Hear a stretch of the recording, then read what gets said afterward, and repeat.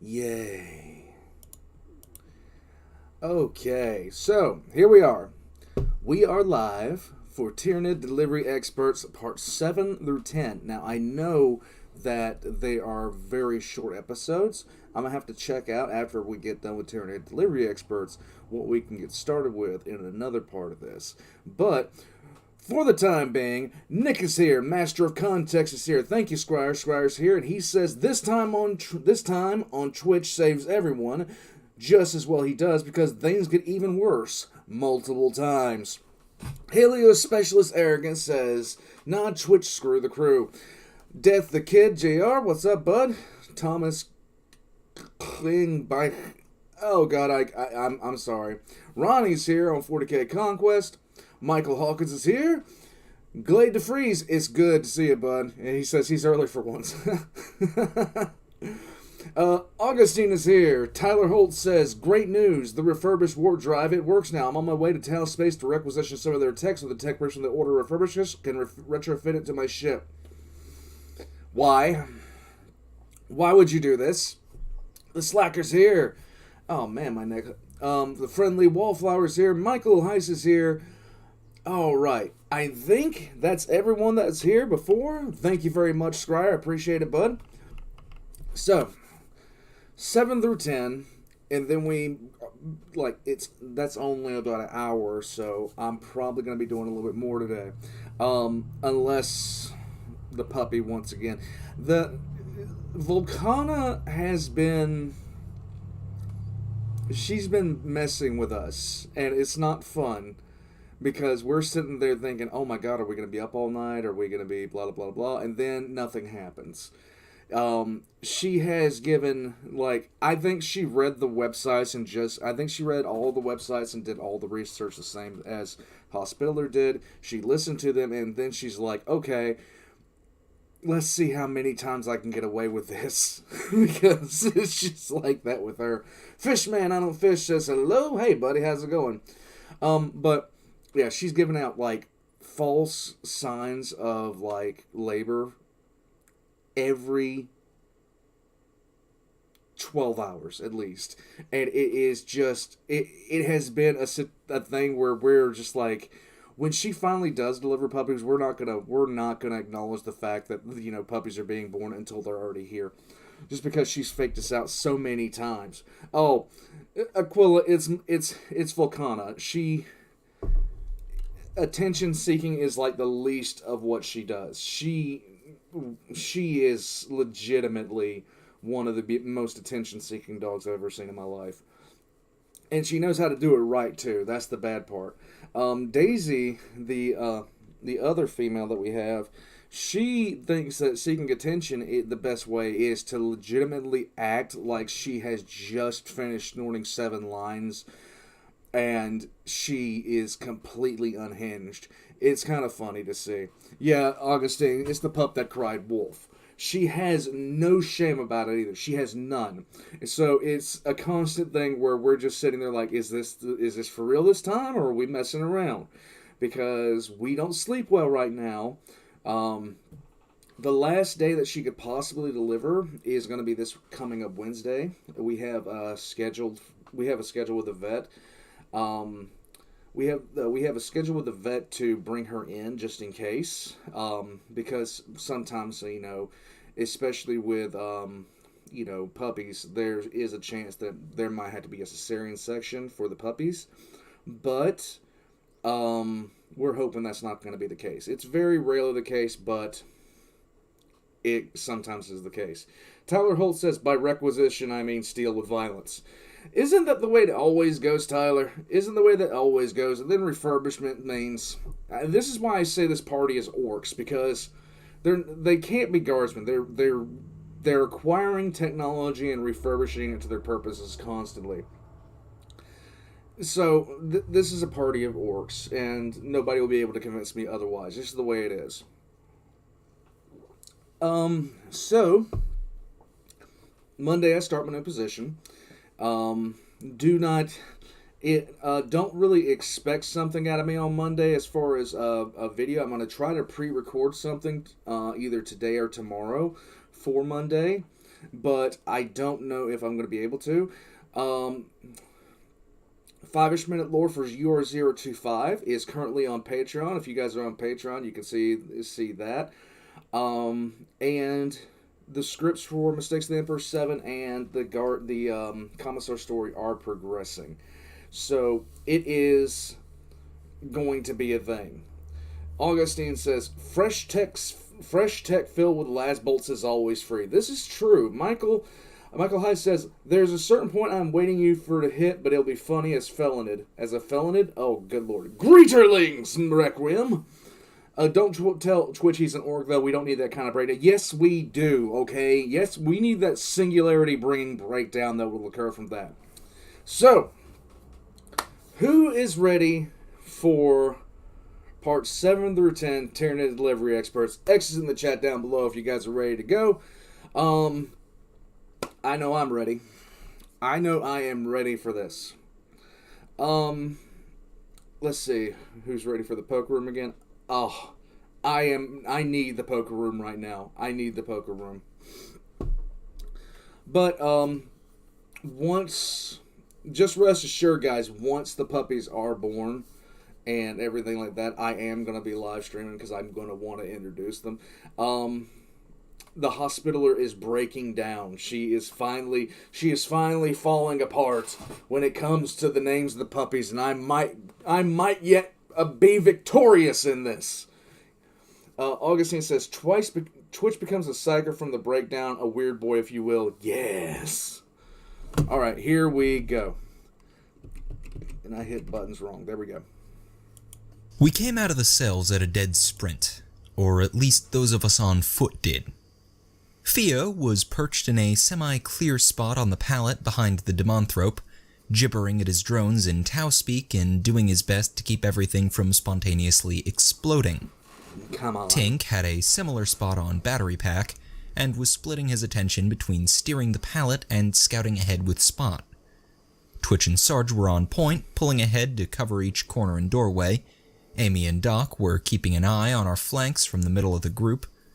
Finally, Nubby was squeezed into a crevice at the back of the pallet, where he was simultaneously able to cover our rear and avoid doing any running.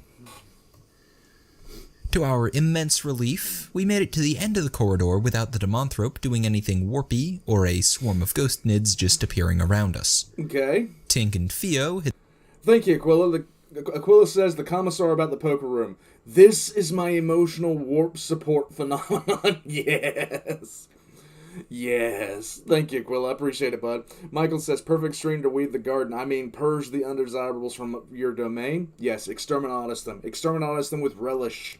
Had said that leaving the cells wouldn't suddenly grant the demonthrope more power, but the rest of us hadn't been so sure.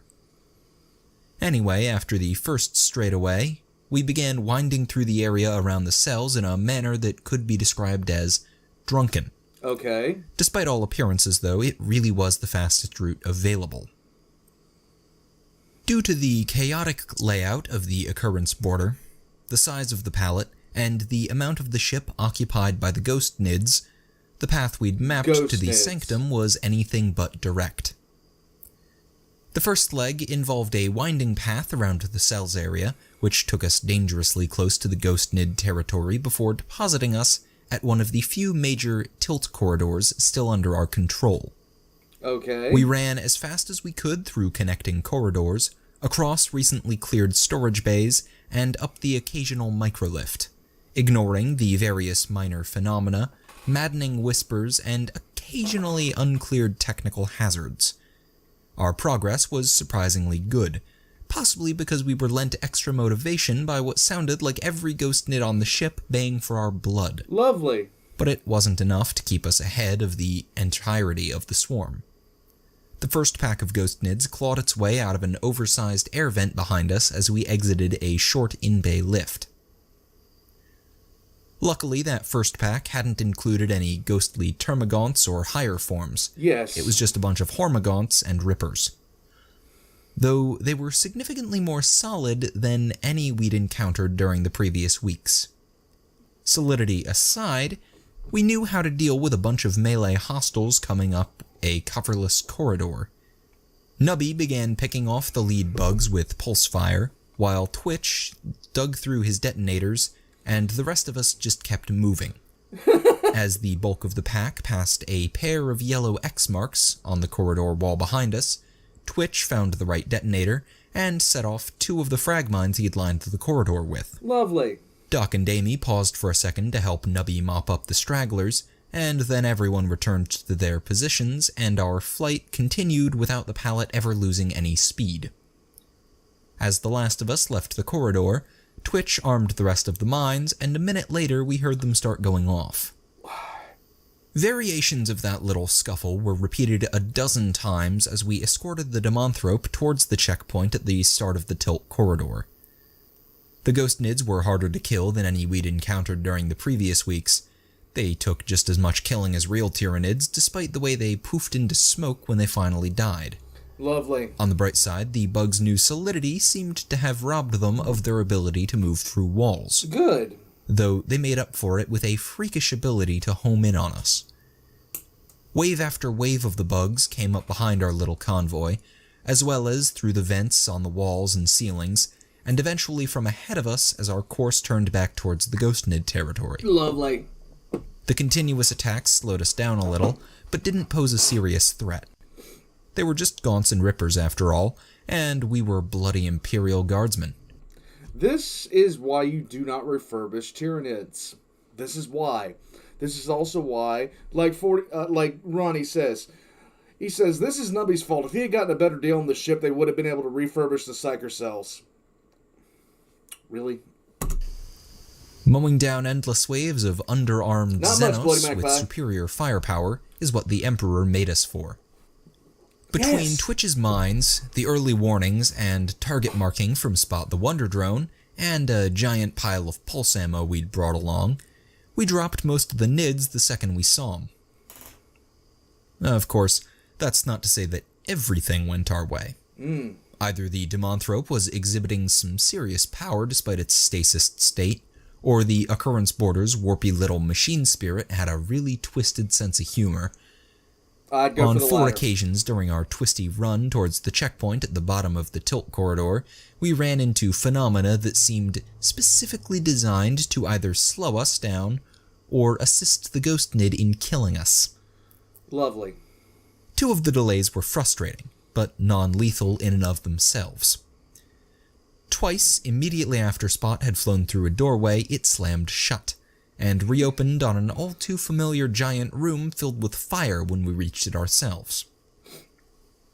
The first time it happened, Twitch led us on a winding detour, which had involved several ghost nid attacks in tight corners. The second time, Tink just plasmaed us a new door next to the fiery one. Lovely.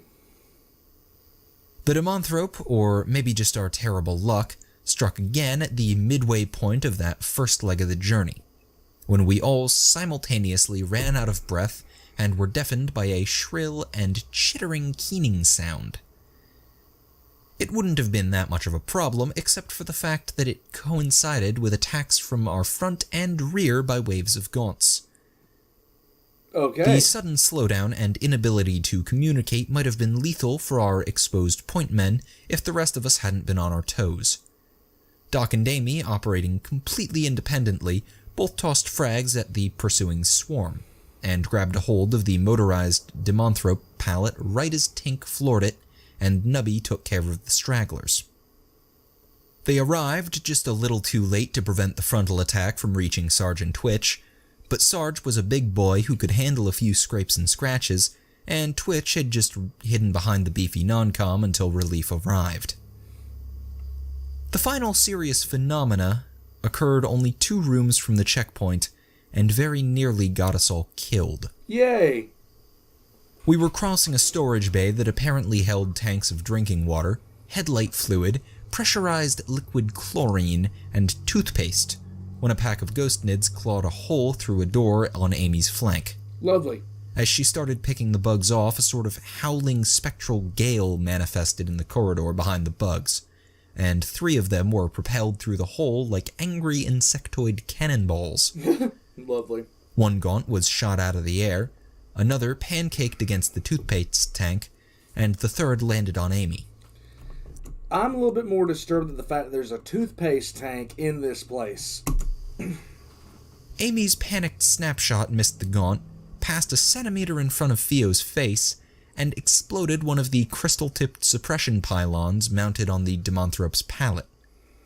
The lights abruptly went out, frost began to form along the walls, and the bay's Vox system began screaming at us in a mix of Jantine battle cant and Hrud. Lovely. All of us, except Amy, who was trying to keep the gaunt from eating her face, and Nubby, who helpfully shot it off her, activated our tack lights, and... Okay, I know it's going to be bad because Nubby's being useful. ...scanned the room for any sort of new warpy threat, while Theo tried to repair the suppressor and Tink kept the pallet moving. Our rubbernecking was brought to an abrupt halt by 3 sudden realizations. Okay. Firstly, that the ghost nid on top of Amy was reforming instead of dissipating into smoke. That's bad. Secondly, the screaming Vox was just a leakage alarm as opposed to some sort of warp phenomena. And finally, that Amy's shot had terminated in the pressurized chlorine tank. That's really bad. Amy practically teleported out from under the reforming gaunt, which Nubby shot a few more times for good measure, and we bailed out of that bay so fast we literally stampeded the nids coming at us from ahead. As we exited, Doc attempted to close the bay behind us, only to find a little yellow note apologizing for scrounging the door's control panel. He settled for tossing a nade at the now reformed gaunt and the other nids that were moving through the gas with impunity. We hit the tilt corridor checkpoint at a dead sprint with the ghost nids and gas hard on our heels.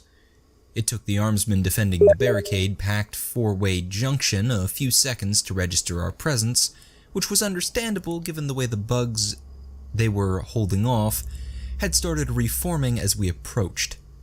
When the sergeant-at-arms leading the group finally realized we were there, he nearly put a round in the demonthrope out of sheer reflex. But Sarge caught him in time and started belting out orders. Our initial plan had been to take a breather, restock on ammo, and swap out the pallet's batteries for the ones we'd stashed here. But the reforming nids and the inexorably approaching gas cloud meant there wasn't time. No. Each of us grabbed what we could in the 10 seconds it took Sarge to order the armsmen to get ready to bail, preferably to somewhere airtight, and Tink coupled the pallet to the cart thing waiting at the edge of the tilt corridor. Theo, still busy trying to fix the psi suppressor Amy had shot. You know, why haven't they spayed and neutered their pet yet? I'm just wondering. The Tau is still, yeah, they need to handle that. Otherwise, you know, they breed, and that causes problems. Screamed at the tech acolyte holding the replacement batteries to hop on the cart, and followed the terrified cogboy aboard. An entire 30 seconds after our arrival, the armsmen manning the barricades beat feet. By the 40-second mark, a mix of chlorine gas and warp-spawned Tyranids had filled the checkpoint. 10 seconds after that, the det pack Twitch had left on the pile of leftover ammo, turned the whole place into a gas and gore-filled crater. How are they still blowing shit up in this thing? Like, the occurrence border at this point looks like nothing more than a fucking war zone. It has been blown up so many times it's not even funny anymore. We would have stopped to high-five each other, but we were a little too busy holding on for dear life as we raced down, or up, depending on how you looked at it, the tilt corridor. Now, those of you who haven't been aboard a ship as kludged together as the occurrence border might be wondering what tilt corridors are. According to old Bill, they were grav lifts, shafts with angled grav plates so you can just walk up them like a corridor instead of waiting for a lift, from back before his time when the occurrence border still had an organized ship-wide gravitic field. At some point during the transition to the current ad hoc system, either some sort of titanic accident or the hard work of one of his predecessors had twisted all 4 shafts into massive ramps which paradoxically pulled upward. The end result was that inside the tilt corridors going up ship, as we wanted to do, was downhill, and a pretty steep downhill at that. Oh. So picture a 300-meter tall slide with a 6-person cargo cart at the top. Now add 6 guardsmen, a Tau scientist, and a terrified tech acolyte, and a demonthrope-laden pallet. Finally, put a cargo bay and a 90-degree gravity shift at the bottom, and give the whole thing a push. It was pretty high on the list of stupidest ways we'd ever traveled, or at the top if you lumped it in with traversing the warp in a glorified space Hulk. But at least Spot was there to record the terrifying amount of air we got. I cannot even begin to talk about how every single time they talk about something, I'm like, you're on the occurrence border. You're on the most warp-infested ship in the Imperium that isn't currently occupied by demons. Oh, scratch that. It is currently occupied by demons. As we reached the bottom of the corridor and shot out into the bay. Now when I say terrifying amount of air, I mean terrifying. The only reason we didn't hit the 10-meter high ceiling of the cargo bay was because the cluster of ghostly gaunts we hit first. We exploded into the bay in a shower of chitin and ichor, sailed over a barricaded group of guardsmen, passed just under a massive light fixture, came down on another cluster of ghost nids, and skidded to a juicy halt in front of the armsmen protecting the doors to the aft cargo lift. Nice. The armsmen stared at us, and the elderly engineer fiddling with the doors yelled at everyone to keep it down while he worked. Being I'm not even going to pause it. We're just going to keep on going because this is ridiculous. Comfortably aware of the way the Tyranid goo we'd landed in was reforming, we didn't waste any time sitting around boggling at the fact that we were still alive. The cargo cart was ditched, and we squeezed past the armsmen to lift the door, where the white-haired engineer informed us that it wasn't quite ready yet. Sarge drew a breath and got ready to scream at the geezer about our impending deaths at the claws of a swarm of reanimating warp bugs, but deflated when Tink, who knew the engineer, quietly explained that it would only result in a lecture about young people and their myriad failings. Right. Left with a lot of unspent rage, Sarge began pouring pulse fire into the surrounding ghost nids and yelled at us to get off our asses and do the same. We all stepped up to help Sarge and the armsmen play whack-a-bug, except for the few of us who had more useful things to do. Tink jumped off his driver's seat on... Okay, somebody's got to tell me they played the Halo theme while this is going on, because this is what that sounds like. It sounds like the final Warthog, only instead of a Warthog, you're riding on a cart with a demonthrope.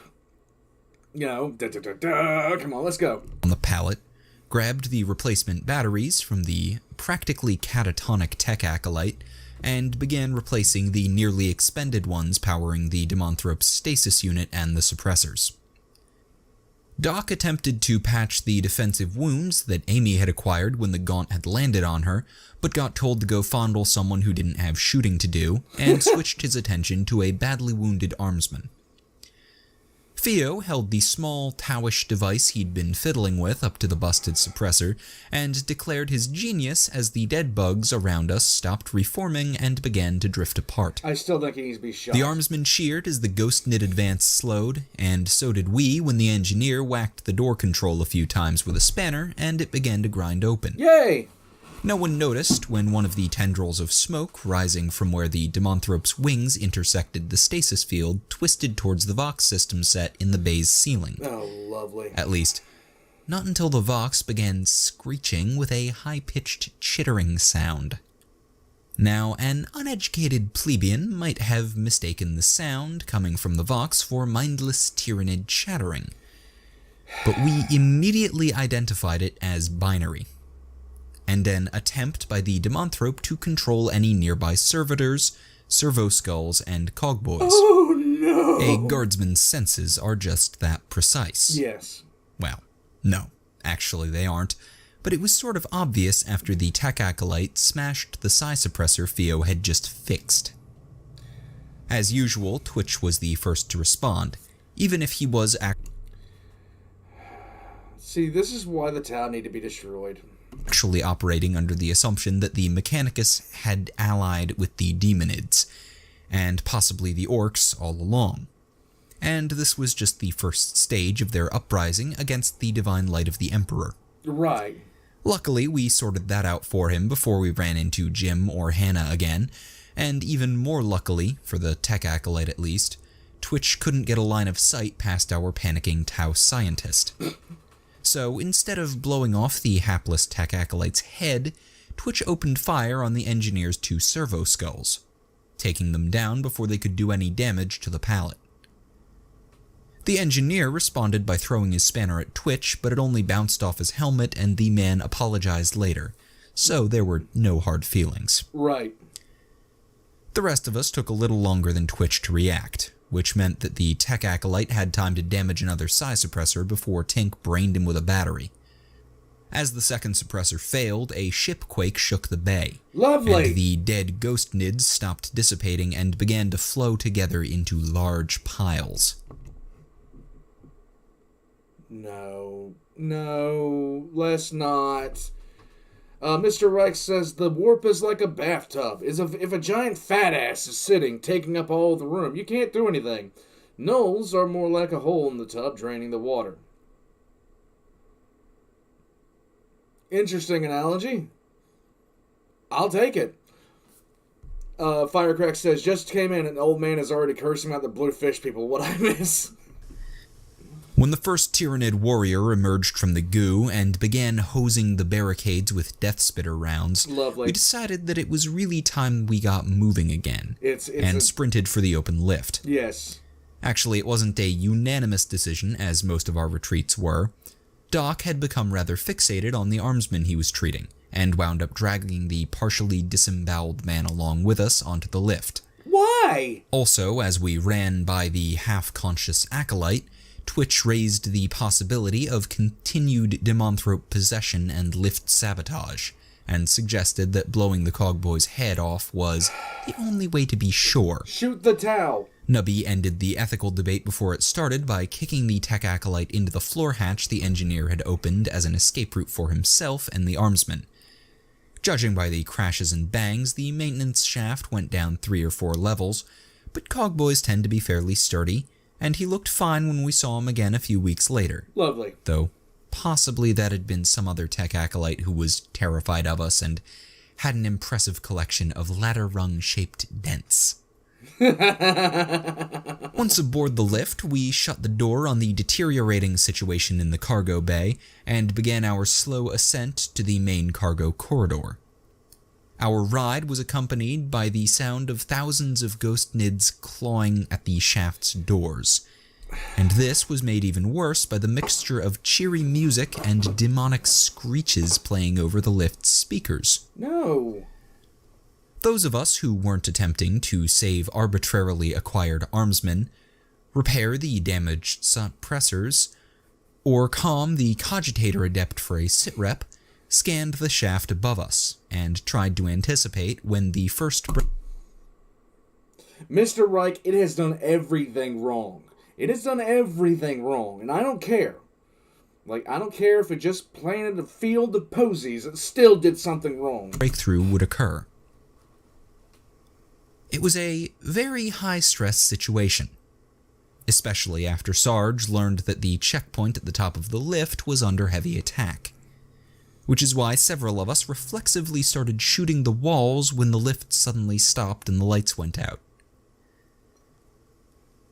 There were a few seconds of wild panic, and then Tink and Theo got the wide-angle illuminators on their drones activated, and we realized a few things. Okay.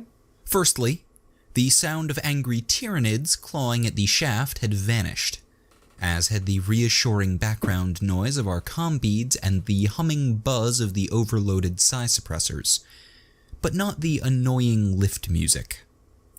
Secondly, We've only just begun. Yes. Shaft walls were bleeding, and it was human blood instead of Tyranid ichor for a change. Oh, great. Also, the tormented-looking faces that occasionally pressed out of the gore, then faded again, didn't look insectoid either. Finally, and most worryingly, to those of us who knew the occurrence border's foibles, the level we'd stalled at didn't have a cargo bay-sized door. Just an ordinary-looking hatch. Oh, and Doc's armsman was dead, but that probably had more to do with the cantaloupe-sized hole in his gut than anything eldritch. Yes. Theo, after verifying that the psi suppressors were still functioning, just not being overloaded for a change, jumped at the chance to do some repairs, and completely ignored the totally normal door. The rest of us gathered around it and held a completely silent debate, which ended with our fearless leader stepping forward to open it while we got ready to blow apart whatever horrors waited on the other side. As the door swung open, we all lowered our weapons. Twitch whimpered. Amy and Doc swore. Tink set Spot to record. Sarge facepalmed, and Nubby cheerily waved at the smoldering, bearded skeleton at the head of the poker table, who laughed and waved back. Oh my god, it's our boys! Our arrival didn't go unnoticed by the other players at the poker table. The charred skeleton with a chainsword at his side turned and waved as well, and the exit wound-faced man on the far side raised his beer to us before messily dumping it into the approximate area of his mouth. This caught the attention of the last man at the table, a massive, angry-looking fellow in scout armor, who looked surprisingly normal if you ignored the telephone pole-sized Tyranid talon lodged in his chest. The Scout Marine! He turned towards the door, knocking drinks and chips everywhere with his chest talon, then went wide-eyed as he saw us. The man immediately leapt to his feet and began striding towards the door while ranting about cowards, scavengers, and heretics. We automatically raised our weapons again, but before the ranting scout marine got much closer, the sword-bearing skeleton and nearly headless guardsman shared an exasperated look, got up, and grabbed him by the elbows. They didn't actually have the strength to stop the scout. No. But then the bearded skeleton came over and pulled down on the talons sticking out of the large man's back, causing him to topple backwards. Lovely. The scout marine was dragged back to the table, screaming at us the whole way, mostly about his sergeant. Yes. Specifically how our incompetence had gotten him cut in half, the way we'd lost, stolen, or sold most of his gear and his legs, and how we'd finally left him, alone and dying, in a demonically tainted hole. This annoyed Doc, who thought he'd done a pretty good job keeping Gravis sort of alive. That is so messed up. Doc did so much. He tried so hard. All things considered, and said so. On the list of sane things to do, arguing with a dead scout marine is pretty close to the bottom, but that didn't stop Doc, or Nubby, or Tink for that matter. Why would it? All three of them started throwing excuses, explanations, and insults at the impaled scout, who expanded his list of grievances to include being too cowardly to shoot down a flyrant, abandoning a shuttle full of his battle brothers in a Xenos-filled backwater, and getting him stuck in some shitty poker room for all eternity. It is not a shitty poker room. It is not. You get to hang out with Cutter. Shut the fuck up and sit down and deal with it. Eternity. Nubby Space responded Marines. by calling his Primarch fat. The bearded skeleton, who'd been snickering at the exchange and Sarge's pained reaction to it, fell over laughing at that remark, and the argument petered out. Once he'd regained his breath, Troopers, get in line. It's train time. What happens to Sergeant Gravis now? I don't know yet. Let's see. Adrian, that is awful.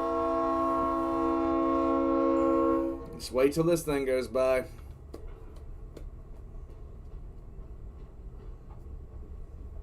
Alright, here we go. Train. Shut up and soldier. the skeleton apologized for the new guy's complete lack of perspective, and then immediately went on to congratulate us for doing something about Frank. Since he gestured towards the pallet when he said that, We assumed that he meant the demonthrope and didn't ask why it had a name. Sarge adopted his best poker face, thanked the skeleton for his praise, suggested that it was time we got moving again, and began to shut the door. Yeah, let's get out of here. The bearded skeleton held up a finger and suggested we take the lift all the way up to level 39. Tink, ever the pedant, pointed out that the lift only went to level 26.5, which prompted yet another bout of knee-slapping laughter from the skeleton. Acting... This is worse than Kevin, the almighty Kevin. Hey, Chazzy boy. He says, hello, I'm here to tune in before work to show support and enjoy some quality content. Not able to do it this time, sorry. Wish I could support you. Don't worry about it, bud. Don't worry about it. Glad to see you here. As if we'd said the most hilarious thing he'd ever heard, the bearded skeleton repeated Frank the demonthrope. That's just Tink's statement to his 3 companions, 2 of which joined in laughing. After a few seconds, the faceless guardsman gurgled something, which prompted the spoke skeleton to make a get a load of this guy gesture at him and ask us if we minded. Without even thinking, Sarge responded with a shrug, then flinched backwards as the headshot corpse suddenly appeared at the doorway and began to lean out into the lift. Talking to the familiar denizens of the poker room was one thing, but one of them coming out was quite another. Yes. Most of us raised our weapons, and Sarge tried to slam the door, but Twitch grabbed his arm and gestured at the rest of us to put the guns away and back up. The nearly headless guardsman gave Twitch an appreciative-sounding gurgle and switched an arm out towards the lift control panel. No. As the corpse's arm passed over the threshold, the flesh on it began to rot and bubble, and the lights on the drones and our armor began to flicker. With a crackling pop, the annoying lift music cut out, and was replaced by immensely creepy children's songs, which the blood faces on the shaft's wall began singing along to. Oh, come on now. Twitch began rocking back and forth and singing along as well, and for some reason Theo joined in too. Shoot the towel. Like, seriously, how many times do I have to say it? Amy told them both to stop being crazy, prompting Twitch to giggle and Theo to complain about how he was just trying to fit in, and we really needed to document what was and wasn't considered crazy in our backwards culture. When its rotting arm reached the control panel, the headshot guardsman began leaning his head out to get a look at what he was doing. We all reflexively looked away and didn't see exactly what happened next, but there was an indescribably foul smell, and a layer of frost formed on everything in the lift except for the demonthrope's stasis unit. Then the frost and smell abruptly vanished, the singing stopped, and we looked back to see the guardsmen lumbering back into the poker room, looking as normal as anyone with a massive crater in their head can. Yeah. The charred spoke skeleton laughed at us, gestured towards the button labeled 39 that had appeared at the top of the control panel, This seems asked legit. if that was better, and told us to have fun. Behind him, the sword-bearing skeleton paused from restraining the scout and waved, then told us not to fuck up because he had money on us. The last thing we saw before Sarge closed the door was the 2 skeletons levering the scout up, and the headshot guardsman sitting down at the bar next to a vague, ghostly shape that hadn't been there earlier.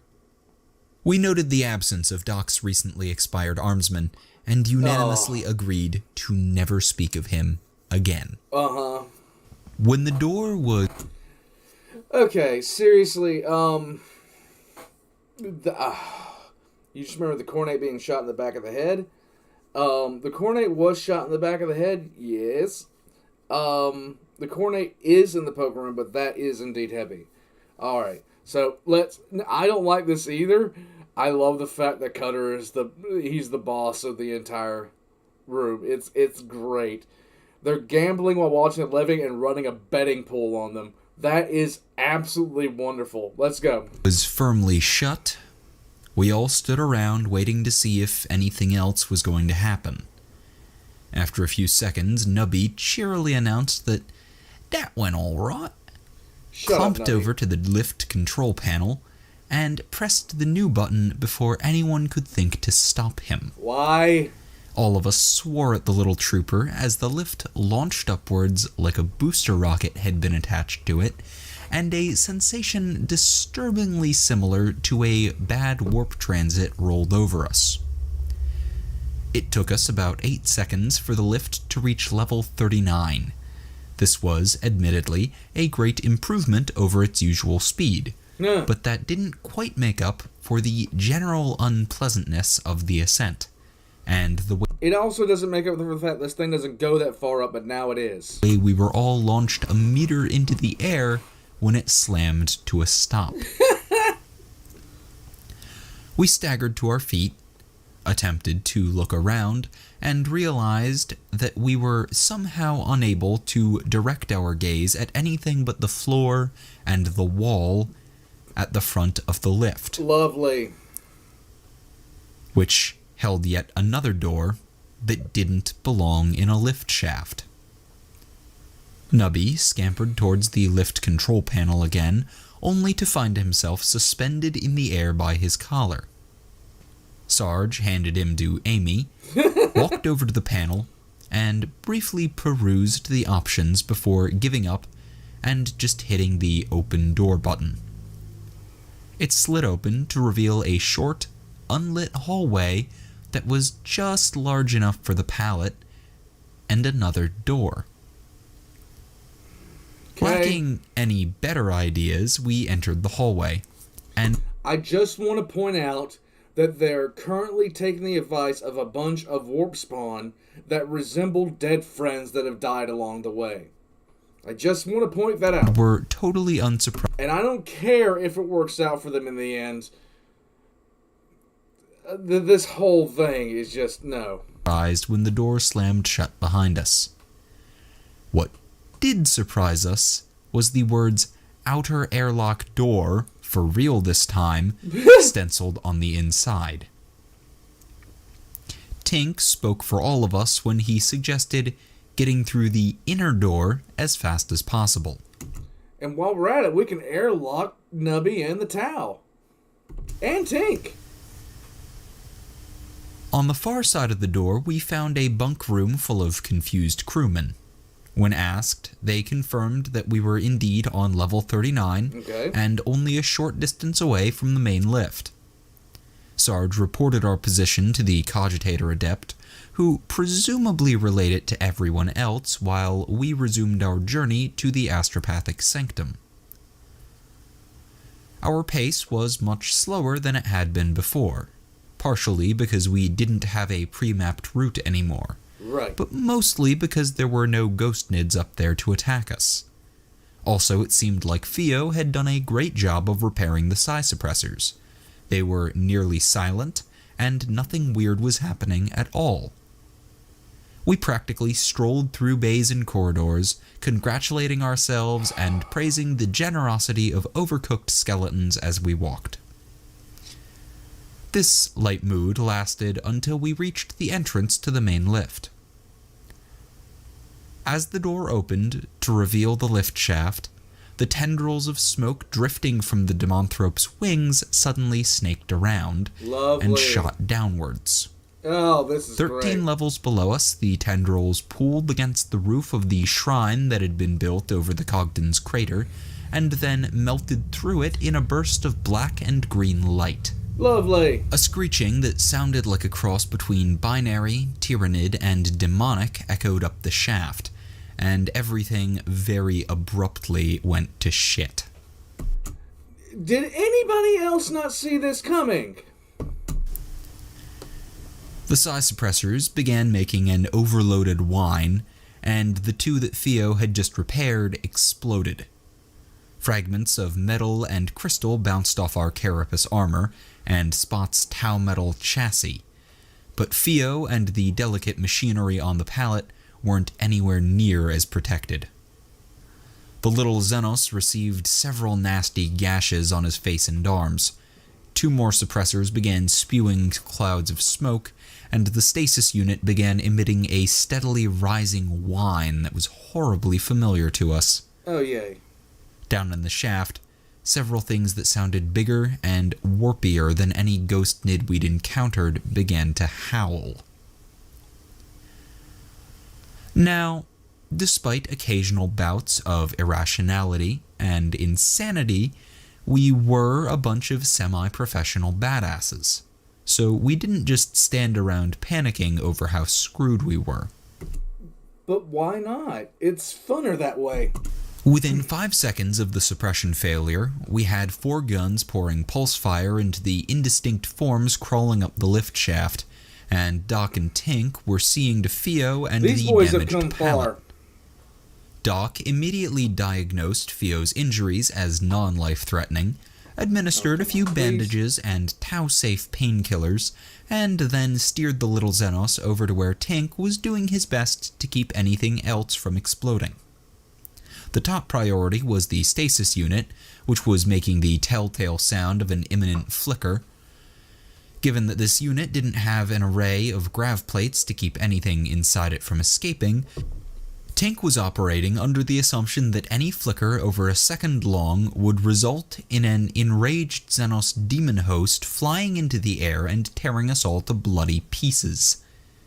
He and Theo, who was badly shaken but still able to help, set to work stabilizing, splicing, and other technical shit. While Doc ran over to join the rest of us in our delightful game of shoot the horrible monster before it closes to melee range and kills you. Horrible monster was really the best description we could come up with for what was climbing the shaft around the rising lift platform. Okay. By the time Doc had arrived, we'd killed at least 6 of them between us. That's 3 for Amy, the show-off, and 1 for everyone else. But we still had no idea what the hell the things were. We could see Tyranid kite and claws, Okay. but they were mixed in with tentacles and massive bulging eyes, and the whole mess seemed to be covered with clouds of obscuring smoke. Twitch piped up triumphantly, declaring them to be his long-predicted demonids. Really? Really? No one says the fact that Theo is actually useful makes him better than most Tau in his defense. Yeah, but do we really need to defend the Tau? None of us bothered to argue with him. Unlike most of our battles with the Ghost Nids, our defense of the level 39 lift door, not a battle name for the history books that, wasn't a cakewalk. Whatever the things climbing up the shaft were, they could take an awful lot of fire, and they moved far faster than anything their size had the right to. We operated as efficiently as possible, calling targets, maintaining fire discipline, and making heavy use of Spot's marker thingy, but they steadily gained ground on us, especially where the rising lift platform, a half-shaft wall crawler, picture a metal rectangle with massive gears on 3 sides. Okay, so Tyler continues to pump out things, and it gets better and better. Tyler says, so they are taking a refurbished Nid on a refurbished pallet to a refurbished astropathic chamber. I'm going to add to that, on a refurbished ship. Blocked our line of sight. To make matters worse, the demonthrope was acting all sorts of uppity. Tink and Theo managed to prevent a stasis flicker, thank the Emperor, but the damned bug was still able to inflict all sorts of inconvenient minor phenomena on us, and we could feel it trying to worm its way into our minds. Lovely. Presumably, it was trying to command us to do its bidding, but unlike the demons we'd heard about from other inquisitorial agents, this thing apparently only knew how to speak in binary and Tyranid. So it was mostly just incoherent psychic screeching, but it was still very distracting, and left us all with massive headaches. No doubt. Thank you, Slacker. Slacker says, random champion of chaos during the siege. Come face me, you coward. Sigismund, where is Abaddon? I have some words for that arrogant bastard. Never mind, I'll find him myself. That is pretty much That is the case for the entire last stage of the siege of Terra. Sigismund walking around looking for Abaddon, not knowing that Abaddon was already off the planet. Because Abaddon bitched out after the failed gambit of the Saturnine Gate. It was just absolutely... He was just Chad walking over everyone. Especially, I think, after he beat Karn. Because there's just nothing left. Like, I'm coming to whoop that ass. That is his whole thing. It would have been better for everyone involved, including Chaos, by the way, if Abaddon had died, because at that point we'd actually have someone worthwhile being the War Master, because I will throw shade at Abaddon all day long. Thank you, Slacker. Plus a vague hunger for human flesh and motor oil. Chazzy says, I haven't seen this many refurbishments of the Great Crusade. Yes. So it was pretty obvious to all of us that our situation wasn't sustainable. No. But luckily, it didn't have to be. Good. We really only had to hold out long enough for the lift to reach us, and for us to ride it up to the bridge level, where it was a short sprint to the former astropathic sanctum. Not an easy task by any means, but one that was definitely possible. Well, at least we hoped it was possible, because the only other option was setting off the failsafe Twitch had wired to the demonthrope stasis unit, and it would really suck if we wound up just killing the thing after hauling it halfway across the galaxy. At this point, I think anyone would understand. I think anyone would, because this has gone beyond, like, way beyond reason. It took an absolutely grueling 3 minutes for the lift to clank its way up to us, but we managed to hold off the demonids, or whatever, until it reached us. We piled aboard and switched to a much less efficient omnidirectional defense of the edges of the platform, which we immediately realized was not going to be enough to keep them from catching us before we reached the bridge. This is true. Not liking the idea of fighting 3-meter-tall monsters as they climbed over the edge of the platform and directly into melee range, Sarge ordered the deployment of our remaining grenades and as many of Twitch's det packs as he could use without collapsing a wall. The wave of explosions that rolled down the shaft was like a miniature artillery barrage. It was immensely satisfying to watch. Okay, so tell me what the sunk cost fallacy is, because my brain isn't working well. Bug after bug being knocked off the walls to plummet to the bottom of the shaft. The distant sound of their enraged howls, ending in gooey, cracking crashes, warmed our hearts. But not as much as what we saw when the smoke cleared. The massed concussive force and the impacts of their falling companions had dislodged almost every one of the climbing demonids. Nice! We're bowling! We began picking off the last stragglers, and for a few seconds actually thought we'd bought enough time to reach our destination unmolested. Then the tendrils of smoke drifting down from the demonthrope twisted into a giant pile of ichor and limbs at the bottom of the shaft. Okay, so this is exactly what we're looking at here. Yeah. Yeah, basically every Imperial battlefield. Augustine says, strike! They hit the 7-10 split for the spare. I love it. So, just summarizing what a bunch of people said. When you spend too much time to achieve a goal, you still go for it to make it worth it, even when the expense doesn't make it worth it anymore. Yes. The doc in a nutshell. Daclonius says, Super Saiyan Daclonius says, if you ever do a 5-minute lore for Huron Blackheart, you should portray it as a presidential campaign ad. Oh, God. That actually would work. And something freaking massive pulled itself together. Oh, great. It rose out of the goo, turned a horned head towards us, and spread wings that touched the edges of the shaft. But why, though? The 5 of us, looking over the edge, swore. as what looked for all the world like a winged hive tyrant with extra eyes and tentacles launched itself upwards. We all immediately opened fire on full auto. Are you watching, Mr. Scout Marine, who says everybody's a coward? Just indiscriminately hosing the demonic flyrant with as much pulse fire as possible, which accomplished very little aside from making it angry. It was hard to tell whether the thing was shrugging off our fire or regenerating its injuries, but the end result was the same. Right. So Sarge quickly ordered a change of tactics.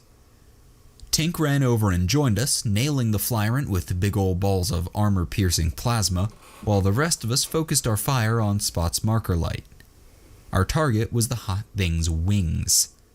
Specifically, the joint where the left one connected to its shoulder, which we figured would be a rather delicate and vulnerable spot in the flyrant's armor.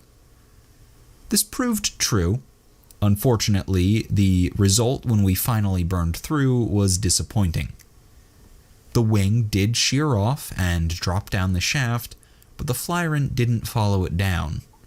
The demonthrope's smoky tendrils coalesced around the bloody joint and then sprang out to form a new wing before the beast had fallen more than a meter. That sucks. With what was unquestionably a laugh, the flyrant resumed its flight. Oh, shit. We were understandably frustrated by this development, but not defeated. We shot the smoky wing a little just to see if that would work, and when it didn't, we shifted our fire to the other wing, mostly out of stubbornness.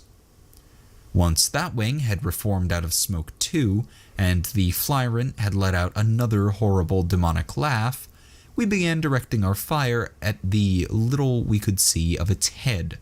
Well, most of us did. Yeah. Nubby and Twitch decided that the Emperor could worry about the structural integrity of the lift shaft, and began unloading the demolitions trooper's pack. This would be the response that I'd go. The first det pack pegged the flyrant on the tip of its pointy head, and knocked it half a meter downwards when it detonated. Bruh. A det pack knocks something half a meter? No. No, it's time. Oh, God. But it didn't do much more than blacken and crack the thing's chitinous armor. Hey, so... Before those cracks could heal, though, a second pack exploded in the air just behind it, damaging it further and temporarily disrupting the solidity of its wings. Now, if Twitch hadn't been running low on munitions, it sounds impossible, I know, but several weeks of constant fighting was enough to run down even his stockpiles. This renewed explosive assault might have been enough to stop the flyrant. Unfortunately, he and Nubby ran out of det packs far before the giant demonic bug ran out of whatever was keeping it alive. Lovely. That didn't mean Twitch was out of explosives, though.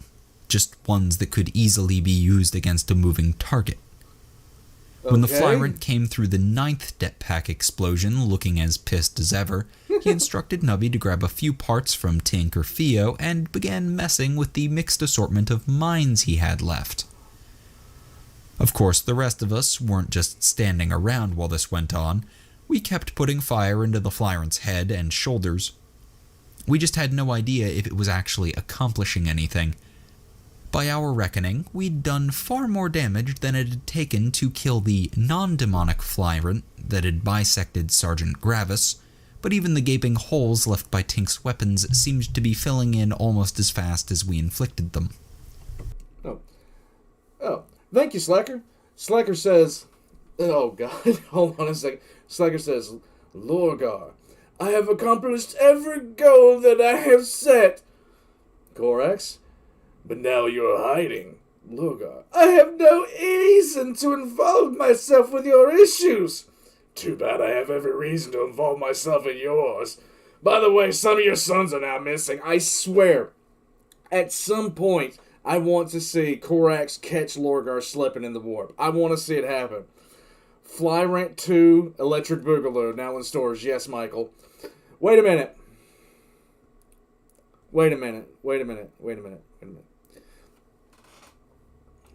So they're on the refurbished ship.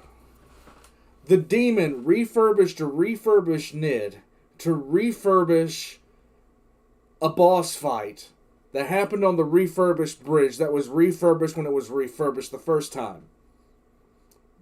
We have reached max refurbishment. We are now refurbishment gods. Yes.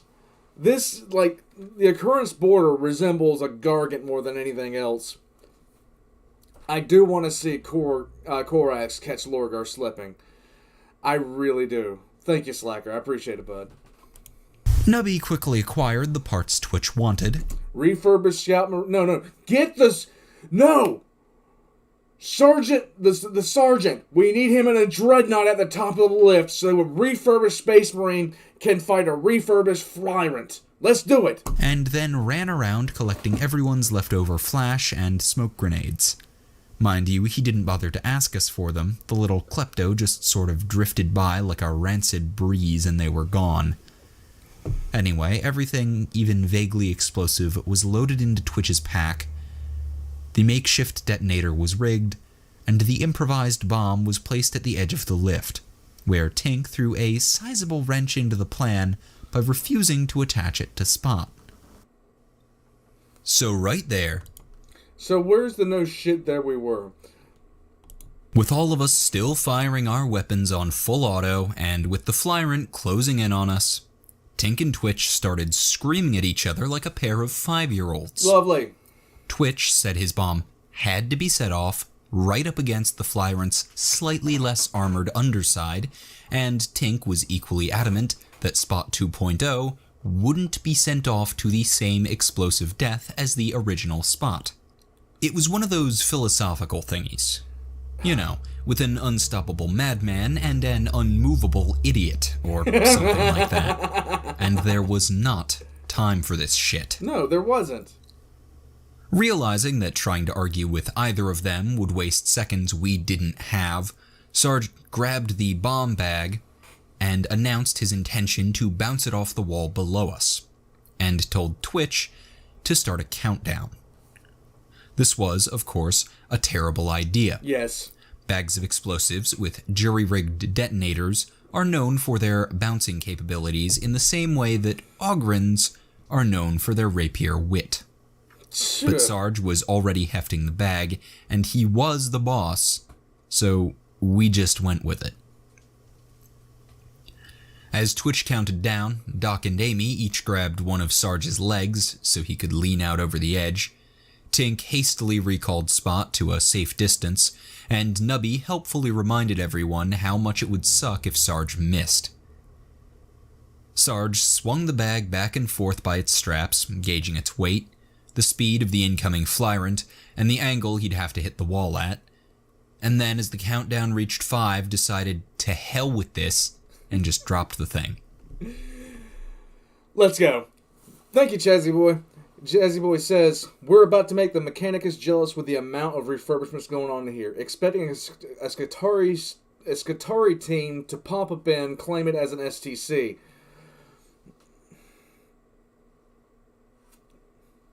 I can actually see that happening. I can actually see it happening. It is a thing. Thank you, Chazzy Boy. I'm pretty sure that if the Scutari... we're looking at the occurrence border, and the Mechanicus can't seem to stay around it. Let's go. Thank you, Chazzy Boy. The bomb bag did not sail through the air, or tumble through space, or anything else poetic sounding. It just dropped straight down the shaft like a backpack full of explosives, passing bare centimeters in front of the Flyrant's face, and jerked to a halt as one of its straps caught on the demonic horns the bug had instead of the usual head spike. Really? I like to imagine it stared at the bag cross-eyed for a second as it swung there, beeping. Despite the bomb bag not being positioned in what Twitch had deemed the sweet spot, the explosion still laminated the Flyrant across 3 of the shaft's walls. It was a highly satisfying result, and we would have paused for a second to congratulate ourselves, except for the fact that the entire shaft was making ominous creaking noises and the thick layer of ichor and chunky bits were writhing and bubbling. Alright, Chaz, you have a nice day, bud. Within... hold on a second. Thank you, Slacker. Weaver option. Fifth Black Crusade led by Lorgar and his word bearers. Korax butchers them in droves before the Battle of the Five Primarchs. He doesn't enjoy as much as you think until afterwards. Of course Korax doesn't enjoy anything. He's like legitimately the biggest Debbie Downer of all the Primarchs. It's just like that with him. But then I could just picture him smiling in the darkness while he sits there and, like, when he finishes moping for the 30th time about what happened with the Raptors and everything else like that. I can see him smiling to himself in the darkness. Thank you, Slacker. Augustine says, landed the horseshoe directly on the tyrant, on the flyrant. That thing. Hello! Hi, Guardsmen. Thank you, Slacker. In seconds, the whole mess had erupted into those hand-sized bugs that the demonthrope liked to summon from time to time, and the last portion of our trip up the lift was spent frantically shooting and stomping the onrushing swarm. It wasn't as serious a threat as anything else the demonthrope had thrown at us, but the final attack was enough to keep us busy until we reached the top of the shaft, and lent us all sorts of motivation to keep moving after we reached the bridge. We sprinted through the Occurrence Borders bridge with a ravenous tide of insects behind us, and hundreds more crawling out of every niche and shadow in the room. The bridge officers and their armsmen, who'd apparently been too busy doing naval things to help us with the demonic flyrant, ran around screaming and shooting, while we weaved through them and towards the door to the astropathic sanctum. It is definitely an orc ship, Alexander. Perhaps sensing that it was running out of time, the demonthrope began emitting a constant stream of inconveniencing phenomena. We skidded across patches of ice, were buffeted by blasts of wind, suffered dozens of painful electric shocks, and endured the most god-awful psychic racket, until we finally reached the door Jim was holding open for us. The astropathic sanctum was a hemispherical room with a massive chair covered with wires and gross-looking stains in the middle. The floor was covered with taped-down wires, markings indicating where suppressors should be installed, and a small pile of furniture and clothes that had probably belonged to the former astropath. As we entered the room, Jim slammed the door behind us, Fumbles jumped out of the chair, and Tink brought the pallet to a skidding stop. We're there, kids! The three techies hastily swapped out the cords powering the stasis unit, and then all of us lifted heavy pieces of machinery off the pallet. With a quick heave, the demonthrope holding stasis unit was deposited onto the ex-astropath's chair, where it sat at a very awkward-looking but surprisingly stable angle. They're orcs, I'm telling As you! we did the heavy lifting, Theo ran around to the back side of the chair, where a disorganized pile of Imperial and Tau tech was sitting at the center of a network of cables which spread across the domed ceiling like ivy. The Tau scientist flipped a switch and let out a panicked scream as nothing happened. Lovely. Then Fumbles plugged the cord one of us had kicked loose back in, and the horrible psychic pressure of the demonthrope's mind abruptly vanished. And that was the end of it. Right there. We have gotten to the end of the boss fight, guys. We have gotten to the end of the boss fight. The bugs in the bridge disappeared in puffs of smoke, and the majority of the phenomena manifesting throughout the ship vanished, and all across the ship the ghost nids lost both their focus and solidity, and stopped reappearing after death.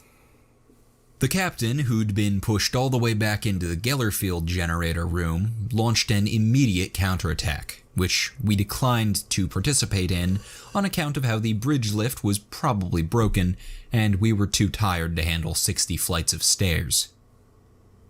We all just sat on the floor of the sanctum, utterly exhausted, watching Tink, Theo, Jim, and Fumbles argue about why the warp presence shroud Theo had built around his chunk of wraithbone was acting as a massive, demon-only psi suppressor. They seemed very agitated about the whole thing, but the rest of us really didn't care. As far as we were concerned, Okay, just think about how far this group has come. Originally, they were fighting orcs and Tyranids. Now they have fought Necrons, and this latest occurrence that they've had, like, what are they going to do now? Like, seriously, what are they going to do now? Come on. It's like, they seriously cannot be fucked with right now. Just worked, which meant that we won, which meant that it was time for a nap. Yes. We wound up camped in the demonthropic sanctum for a few days, just keeping an eye on the thing. But it stayed put and didn't do anything warpy. Yay. Even when the non-technomagical psi suppressors were deactivated for installation. The demonthrope was still creepy looking, mind you, with the metal-covered face, glowing eyes, and smoky wings, Yay. and all that. But it wasn't creepy feeling anymore. Good. When coupled with the fact that the Cogton's crater no longer screamed at people, though it still couldn't be repaired, we took that as a sign that Theo's wraithbone thingy had done the trick. And the demon... Can we well, now that nobody's not doing anything, can we airlock the town now? ...was being held in check. After our paranoia had abated, we descended into the ship to see how bad the damage looked. The final tally was nearly a sixth of the crew dead, and half again as many wounded, which meant that the second Doc showed his face downstairs, he was hauled off to the medbay to lend a hand, and didn't reappear for several days. On the mechanical side, the damage was considerably lighter. The ghost nids hadn't bothered to vandalize anything, so it was mostly a matter of unmaintained systems having problems, and battle damage, most of which had been caused by us. Yes. Old Bill was especially cross about this being the second time we'd nearly destroyed the bridge's lift shaft, and the fact that the aft cargo lift's platform was just gone. Anyway, no critical systems were damaged, and our meager fuel reserves were still intact, which meant that there was no mechanical reason not to continue our trip to the Ordos Xenos research facility. Yes, let's drop off the kids at the pool and go home. It turned out there weren't any non-mechanical reasons to stop either. The demonthrope was secure, and now that Theo's wraithbone thingy was doing most of the work, the suppressors were running just fine, so the big bug wasn't a problem. And while there was still a few ghost nids wandering around the tainted areas, without increasing numbers forcing them outwards, they weren't any more of an issue than anything else that haunted those decks. The Gravis situation was looking up too, much to Doc's relief. Good. When Doc escaped from his girlfriend for a few minutes and ran to check on Gravis, he found that despite the Dead Scout's harsh predictions, the bisected Space Marine was doing just fine in the demonthrope's old stasis unit. In fact, he was doing so well now that he wasn't under constant attack by a spiteful possessed bug that we were able to take him out of the stasis unit long enough for Tink and Theo to get the whole thing mobile, and moved up to the medbay. Nice. So we continued on our way, slowly meandering along what was probably the most ass-backwards route ever plotted by an Imperial vessel, and things slowly returned to normal. Yes, normal on this ship. Doc doctored and Tink tinkered, though mostly on wounded armsmen and the stealth shuttle inside of Gravis or the Sanctum. Jim, Theo, and Hannah kept busy repairing the ship and trying to figure out why the Wraithbone device worked the way it did, and spent their free time annoying the hell out of the navigator next door by watching Tau vids at high volume in the Sanctum. Amy, slightly regretfully, stepped down as de facto commander of half the ship's armsmen, and returned to mooching around with Twitch, Nubby, and Fumbles. Through some sort of miracle, all four of them kept out of trouble, at least anything serious enough to come to Sarge's attention, for the rest of the trip. Finally, Sarge was allowed a few days to plan things with the captain, then was dragged off by the relentless diplomacy adept to resume his classes. Yay. Finally, 2 weeks later, we came out of the warp in a single planet system. The fuel situation was such that even with a minimum distance dewarp, it took us the better part of a day to coast our way into Vox range of the small station orbiting the planet. It really says something about just how low you are when you wind up using your shuttles to push the ship a few million kilometers. Wow, okay. As we got into Vox range, Sarge dressed up and transmitted his credentials and the contact information he'd been given as part of his mission briefing, and held his breath. But thankfully, this time the response came immediately. Good. The occurrence boarder was cleared to refuel at the station, though docking was out of the question given that it was smaller than our ship. Sarge was instructed not to wait for the refueling and deliver his cargo to the research facility, which was the only thing on the desert planet, as soon as he entered shuttle range. The relief that went through everyone. Sorry guys, give me 1 second. I gotta turn off my Steam because that's the second time somebody's messaged me on it. There we go. On the ship at hearing all this was massive.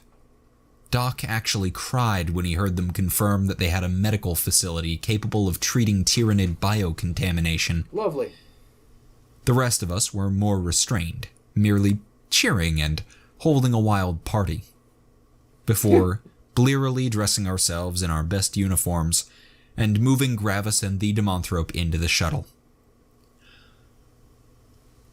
The loading of the demonthrope was uneventful, except for the harrowing trip down the makeshift lift, which involved a lot more swinging back and forth than seemed reasonable.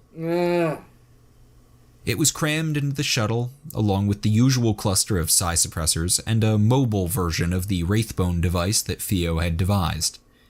The little Tau would not be coming down to the planet with us, this being the inquisitorial facility that experimented on Xenos and all. Oh, come on, please. Just go down there. You'd have fun, I swear. But he begged us to bring the Wraithbone back after the demonthrope was delivered, which is why his device had been mounted on the Grok skull-encased spot. The shuttle we took down was not the stealth shuttle. Tink claimed he'd gotten it to the point where it would fly and hold air, even if most of the stealth bits were completely non-functional, but none of us had liked the way he kept using words like should and probably.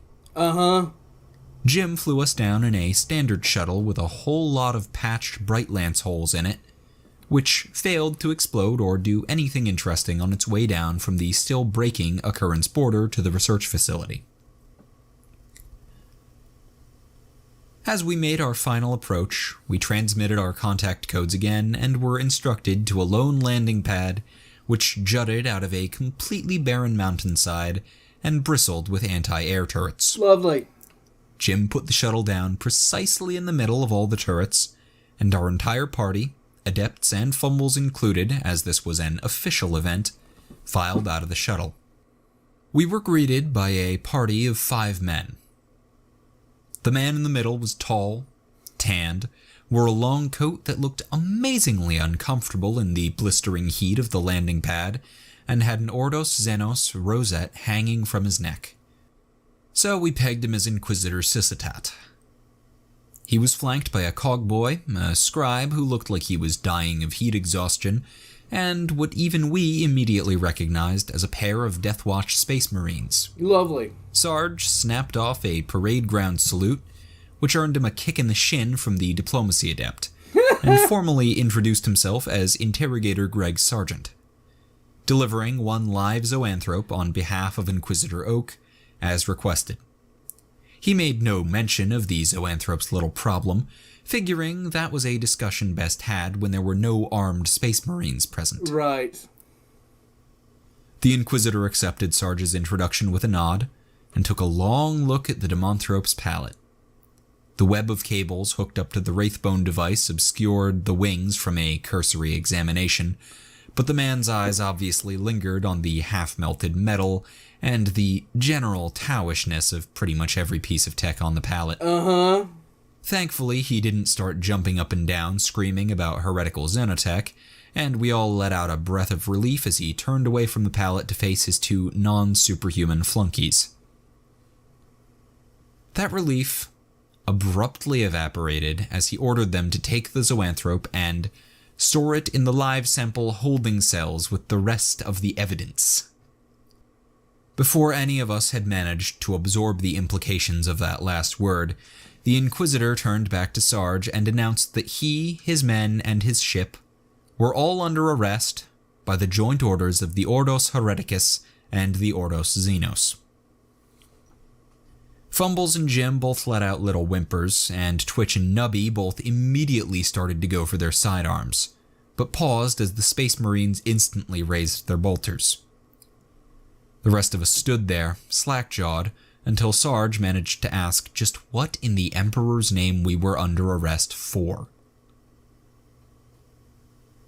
The Inquisitor's face went absolutely blank, and in a voice that seemed almost mechanical and made Fumbles shake like a leaf, he replied, "What for? Well, most recently, disregarding an order to cease all operations and return to headquarters, the murder of 2 squads of Space Marines, the attack of an Imperial space station, and the transport of a live Xenopsyker for purposes of heretical experimentation." Wait, what? But the charge at the top of the list will almost certainly be for aiding and abetting the rogue Inquisitor colloquially known as Oak. Well, shit.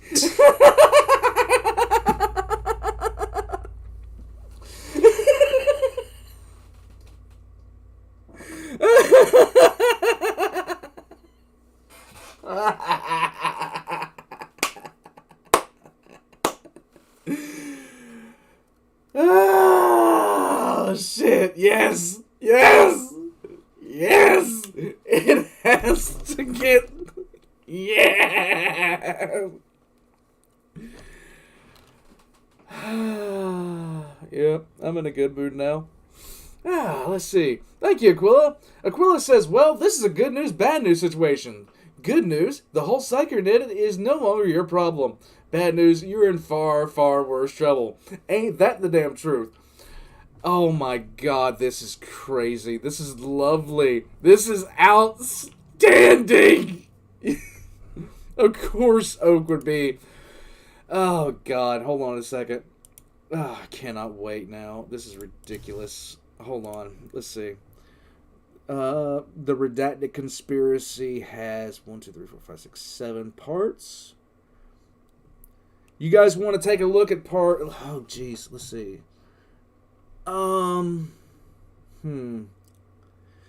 Let's see. Let's jump into the Redacted Conspiracy. Because Redacted Conspiracy is next, and it has 7 parts.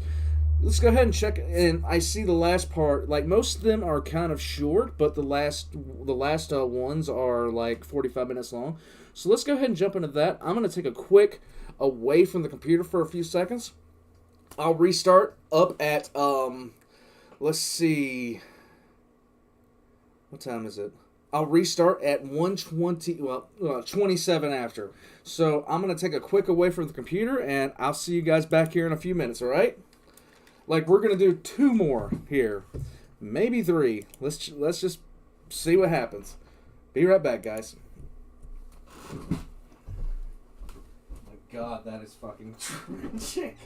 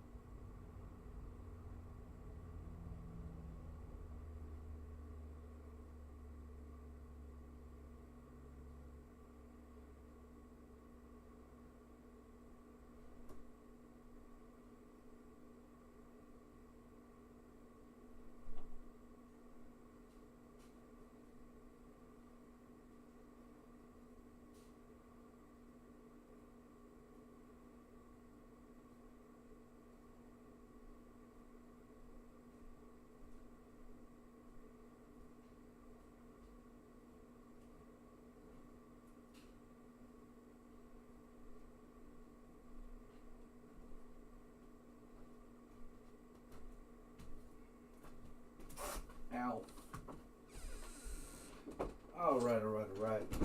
Back to. There we go. Oh. Boom. Boom. All right. So, let's scroll up some. Let's see. It's redacted time. Yes. Okay. Everybody says that this... You know what? To hell with it. To hell with it. Let's just keep going until we get bored. How about that? Does that sound good to everybody? All right, let's see. They're quite short. Maybe you can finish the conspiracy today and tomorrow. Maybe. I don't know. Welcome back, boss. What did you think of my little blasphemy? Diclonius, we've been kind of rushing around here. I went to go check on the pug. I went to go do a whole bunch of other stuff. It's been a thing. Like on Monday, I'm starting a new position. I got declared a whole segment of this room. I'm actually going to be working right over there. So it's a massive thing. Oh, Ronnie says that entire ship is going to be used against evidence against them. Does that mean the station that tried to kill them will get scot-free? No, because they acted correctly. They acted 100% correctly in that regard as far as what they did and why. In any case, who's ready for the redacted conspiracy? Let's just sit like X's in the chat if you're ready for the redacted conspiracy, because we're moving right along. At least one episode as a prologue. Okay. And we can finish it tomorrow. So tomorrow, about the same time I started this one, so about an hour and a half ago, I start this one. Yeah, they have a live towel. Oh yes. Oh, Lord. How about a Q? Oh, yes. Let's go. They have... please tell me the Tau gets annihilated. That'll make me happy. Let's go. So no shit, there we were. There we were. Delivering the live zoanthrope we'd hauled halfway across the galaxy. Mm-hmm. When instead of thanking us for our hard work and offering to buy us all a beer... the Inquisitor running the facility placed us under arrest. Yes.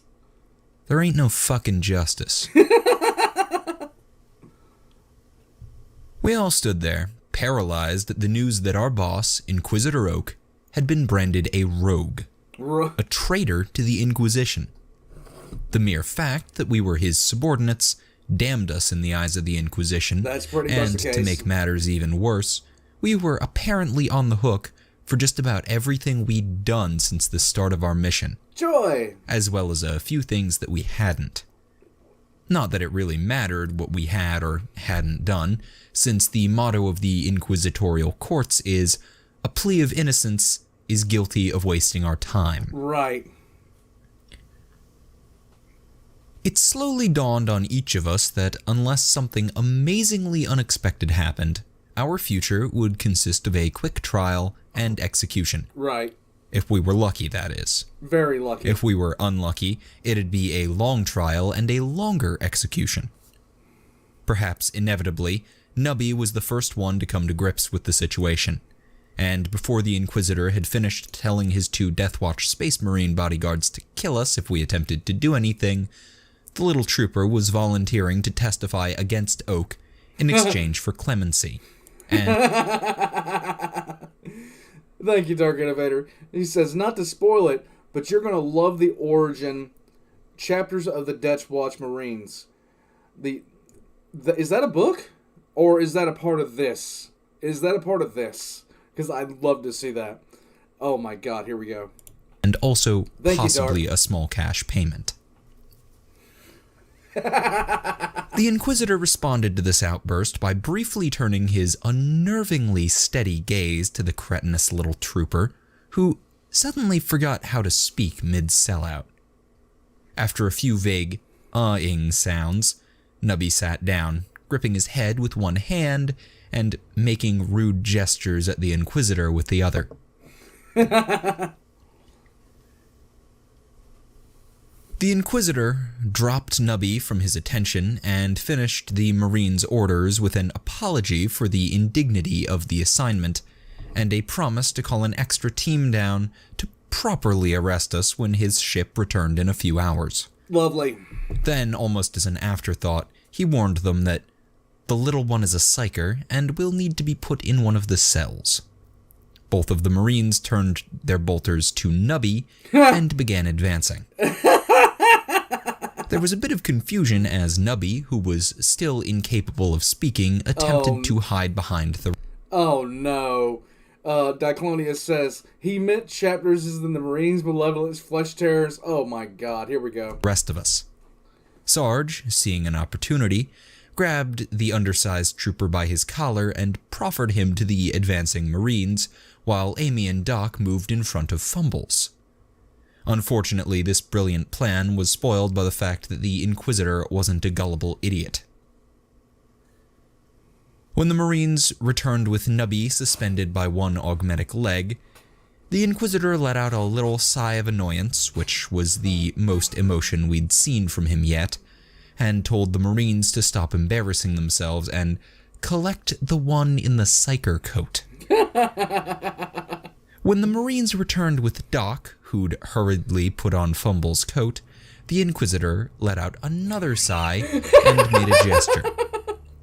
There was a little yelp from the back of our group as an invisible force yanked Fumbles into the air and began levitating him across the landing pad. Without another word to us or the Death Watch Marines, the Inquisitor followed our whimpering psyker into the large elevator where his non-superhuman flunkies were waiting with the demonthrope.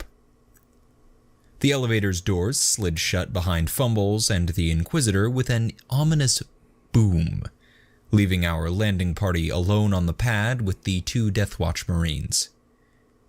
After a few seconds of awkward silence, Amy pointed out that the Inquisitor was a colossal asshole. One of the Marines responded with a vaguely agreeable grunt, earning him an angry look from his partner. All looks are angry in power armor. This is true. The pissier of the two Marines tossed Doc in our general direction, and then both of them trained their weapons on our little group and settled into comfortable guard stances. All around the pad, the AA guns that defended the facility came to life and turned to rest on our shuttle well. We may not have been cuffed, placed in cells, or even properly disarmed yet, but all in all, it was very clear that we wouldn't be going anywhere. Unless someone did something suicidally stupid, that is. We're in this group. Come on. Hopefully it wouldn't have to be us. The All-Guardsmen Party and the redacted conspiracy. Oh, God. So, to summarize our situation, we were sweating through our fancy but completely unarmored uniforms on a landing pad, while two bolter-armed Death Watch Marines kept us covered and watched our every movement like genetically engineered superhawks. Lovely. Since Fumbles was off enjoying the hospitality of the creepily monotone Inquisitor, our landing party consisted of all of us guardsmen, the 3 adepts, and a very unhappy Jim.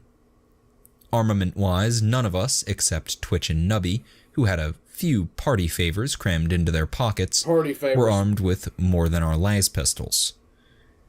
We hadn't just left our pulse weapons behind, mind you. We'd just decided to leave them in the shuttle, where their techno-heretical nature wouldn't cause any problems if the Inquisitor running the facility had a rod up his ass. In retrospect. You know what? We really should have seen this coming when the nature of the mission was first detailed to them. You need to go find me a Tyranid psyker and bring it to me. Like, that should have set off a whole bunch of red flags, but at the same time, why would they have argued? We might have underestimated the size of the hypothetical rod.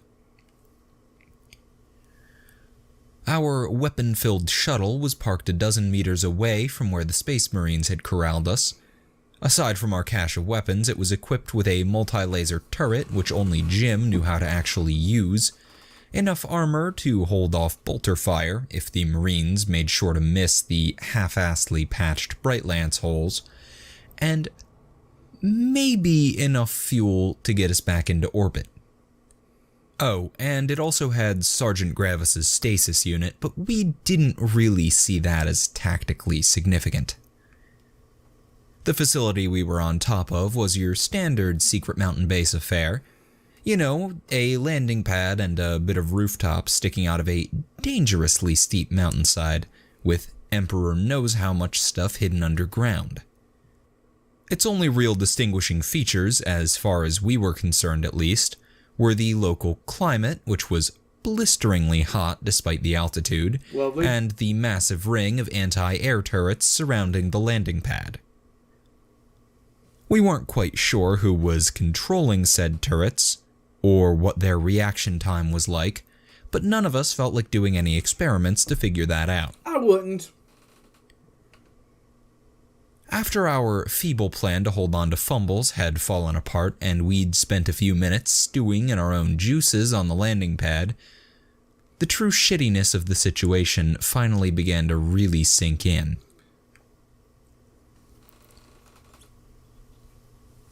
Amy started cursing under her breath and steadily increased the volume until she was ranting like a street corner preacher. Nice. Nubby propped his oversized coat up as a sunshade. No poles were used. The thing was actually filthy enough to stand up on its own. Ugh. And that was after it had been washed, and grumpily sat under it, waiting for his voice to return, and egging Amy on as best he could with grunts and gestures. Sarge just stood stock still, muttering darkly to himself and ignoring everyone else, even when Doc tried to ask him for help subduing Twitch, who'd started pacing in circles and ranting about how he'd known it all along and they were all in on it. Really, Tink and Doc were the only ones who took it best. After an initial freakout, the medic took refuge in the familiar, if difficult task of tranking Twitch before he did anything explodey. Tink spent a few minutes smugly pointing out that while we had been arrested by the Inquisition, it hadn't been for tech heresy, and therefore everyone... Give it 15 minutes once they get on board that ship, and find your little towel. Owed him an apology. He eventually realized no one was listening and decided to sit down and play with his drone controller instead. There was a tense moment as he drew the controller from his tack belt, but the Marines eventually accepted Tink's blatant lie about it just being a data slate and didn't shoot him. As for the rest of the party, Jim sank down into a little puddle of misery, chattering to himself in binary and rocking back and forth, and the adepts all gathered into a little huddle. After a few minutes of serious discussion, the old diplomacy adept turned to the rest of us, cleared his throat until we grudgingly paid attention, and asked us whether we thought Oak had actually turned traitor. I don't know. He seemed surprised by how little we cared.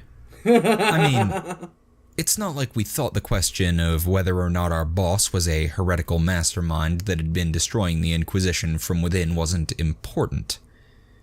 We just didn't see how it was relevant to our current situation. It really isn't. Either A, Oak was a heretic, in which case the Inquisition would imprison, torture, and slowly kill us. Right.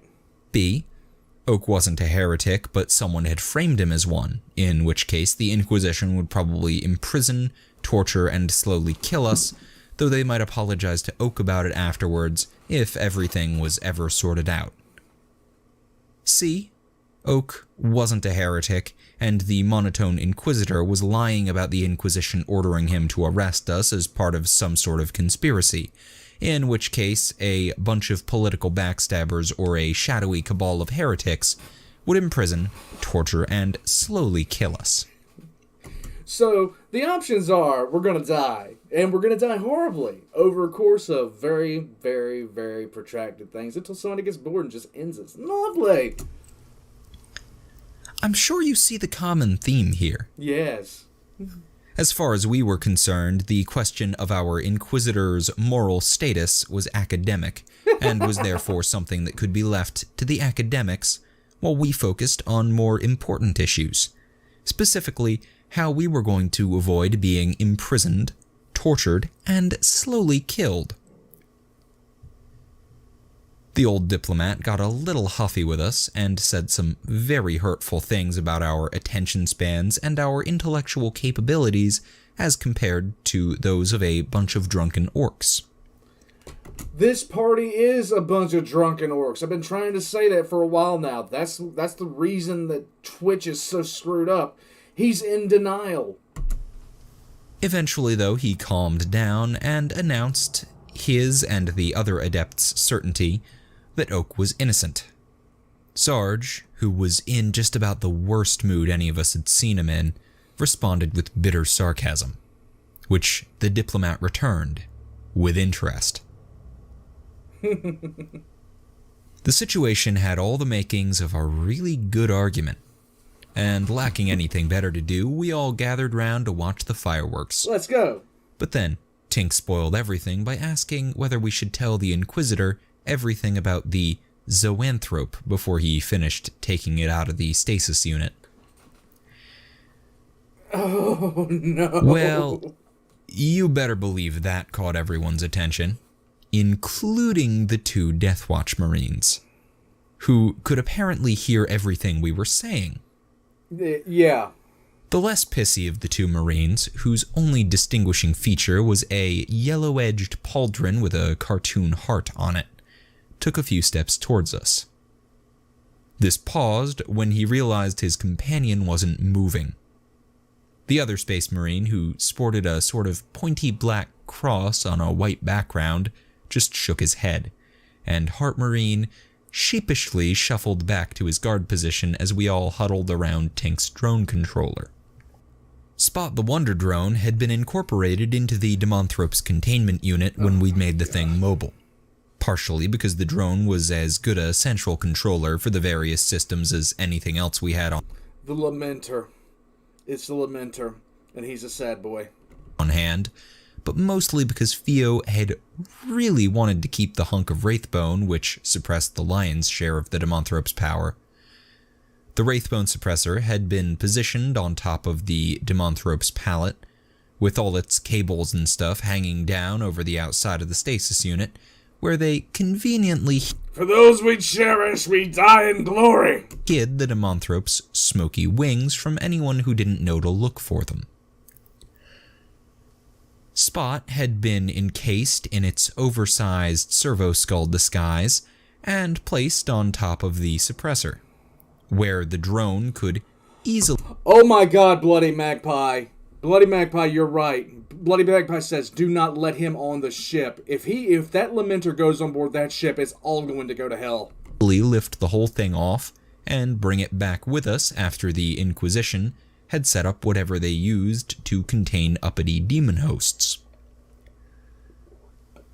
Anyway, thanks to all this, we had a clear readout telling us that the demonthrope's pallet was about 100 meters below us, and its containment measures were being deactivated by someone who probably didn't know that it held something just a little bit nastier than your average zoanthrope. Uh-huh. The question was whether we should try to warn them, let them figure things out for themselves, or maybe help things along a little by pushing the big red button on Tink's drone controller.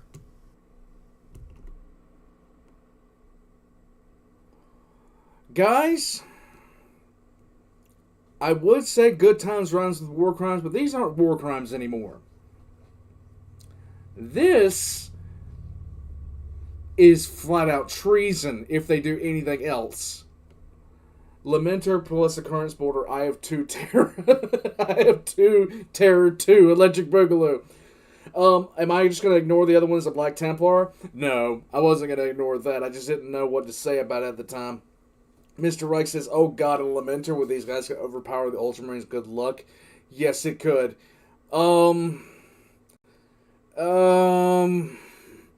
Should I do episode 2? Should I do it? Yes, there's a giant fun red button to push. Ronnie says, why? Boss is the only thing the only thing worse that can happen to them is if named characters start trying to kill them, and that will probably happen anyway. Yes, it is true. Wolf says, do nothing is the only way they're going to learn. Nick says, is dropping a demon Tyranid on a planet an extermination equivalent? I don't think so. They managed, a bunch of guardsmen managed to handle it, so they need to shut up and soldier. Do it. The debate over what to do about the demonthrope was a very awkward one. I mean, you can't just say stuff like, I think we should use this device right here to unleash the demon host we brought with us, and then escape in the resulting confusion in front of a pair of Deathwatch Space Marines. Right. It'd be rude. Also, they'd Mr. Reich asked me a question. He says, how do I feel about Eldar? Recoil. Shoot us. So, we had to be careful not to say anything about the demon, or spot, or escaping, or anything even remotely related to what was going on, really.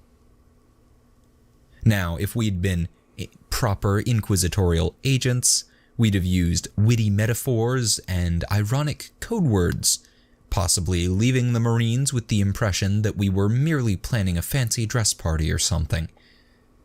Unfortunately, we were just a bunch of guardsmen and had to make do with grunts, shrugs, expletives, and a wide array of rude gestures. Judging by the looks on Jim I told you they're orcs! And the adepts' faces, we wound up looking like a bunch of Ogrins trying to argue philosophy. Yes. But it honestly worked pretty well.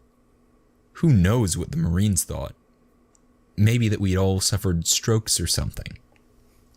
With this party, I'm not surprised if they Anyway, skipping over a lot of nigh incomprehensible arguing, we eventually decided that the odds of us surviving the demonthrope breaking loose were even worse than what we'd get in an inquisitorial trial. Right. Unless, that is, the bug only broke partway out, and they pinned smuggling a demon host into an inquisitorial facility on us, along with everything else. Right. Put together, it was enough to convince Sarge that our best option was to fess up to the demonthrope's true nature, and hope we got bonus points for saving whichever idiot was in the process of releasing it. That decided, Sarge stood up, walked towards the Marines until they ordered him to stop or be shot full of holes, told them that the zoanthrope we'd delivered had been possessed by a demon, and asked them to warn the Inquisitor not to mess with its containment. Right. Heart Marine called them a liar, and Grumpy Marine called them a heretic. At that point, I just turn around and be like, alright then, have fun. Sarge made 3 more attempts to convince the Deathwatch Marines, but the closest he got to success was briefly arguing with Heart Marine over whether or not a Tyranid could be possessed by a demon. That ended with the Marine calling Sarge an idiot for trying to lie about Tyranid biology to someone who'd fought them for 3 decades. Okay. And Sarge giving up the argument in disgust. After that failure, and operating in pure desperation at this point, our fearless leader decided to see if just offering the raw facts to the Marines would work. This is going to be bad. Thank you, Aquila. Aquila says, Ogren philosophy has reached its peak when Bob declared, Golden Emperor, really, really good. Especially since no one could even argue against him. This is... You gotta love Ogrins. They'll do anything you want them to do. Just give them little shinies and they're happy. Isn't that great? It's just... Yes. Mr. Reich says this is the longest surviving Lamenter. Inception we have finished. Tyranid delivery experts, and right when they got to the end there, right when they were delivering the Tyranid, they were all arrested for serving a rogue Inquisitor. It's lovely. Thank you, Aquila. He called Tink over to show them the readouts from the demonthrope palette, This resulted in the Space Marines calling the Inquisitor to tell him that we had some sort of remote connection to the pallet, and Spot's signal being jammed. Lovely. The whole time this was going on, the diplomacy adept just stood there, shaking his head and running an increasingly bitter play-by-play critique under his breath. When it finally ended with Sergeant Tink both vowing to just stand there and laugh while demonic bugs killed the Marines, the old diplomat walked out to Sarge and congratulated him on learning absolutely nothing during his month of diplomatic tutoring sessions. Sarge suggested that the adept go talk to the Marines himself if he was so smart, and got told he should have thought of that before cramming his foot so far into his mouth that he'd started shitting toes. After the shocked pause that remark triggered, Doc asked if he could have a turn.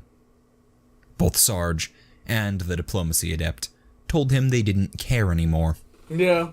So, while Sarge and the old diplomat glared at each other, and the rest of us began laying plans for taking advantage of the inevitable demonthrope escape, Doc walked over to the two Deathwatch Marines and tried to convince them that we totally weren't heretics. Between the fact that Doc was just about the opposite of a confident and persuasive speaker, and the Deathwatch Marines being a pair of 3-meter-tall killing machines with glowing red eyes and permanent expressions of angry disapproval, the whole thing was rather comically pathetic. Our medic stammered and nervously giggled his way through an explanation of how we had no idea what was going on with our Inquisitor, or what sort of experiments were going on in this facility. We'd just been following what had at the time been a perfectly legitimate inquisitorial order, like a bunch of good little guardsmen. And then our astropath had exploded, and every time we'd tried to get a new one, people attacked us, and we really had no other option aside from following our original orders and so on.